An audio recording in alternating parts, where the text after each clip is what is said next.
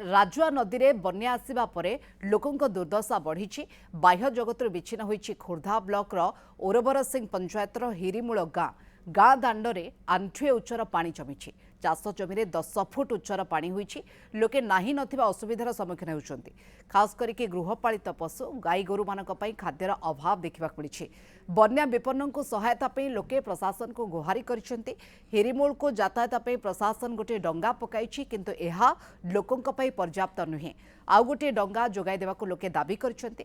स्वास्थ्य विभाग गोटे टीम गाँ को जाई अंडा गाँ को जाइछन्ति और लोकों को खाद्य सामग्री मध्य बंटा जाइछे। स्वास्थ्य विभाग टीम जाई स्थानीय लोकों स्थिति को जांच करिसेंति। खास करके जो मानकर फ्लू ठंडा सर्दी काश झाड़ा इत्यादि जो मानकर रहुछि सेमानको औषध मध्य बंटन करा जाउछि। सेपटे गृहपालित पशु खास करके गाई गोरु मानको खाद्य जोगाण पई लोके दाबी करुछन्ति।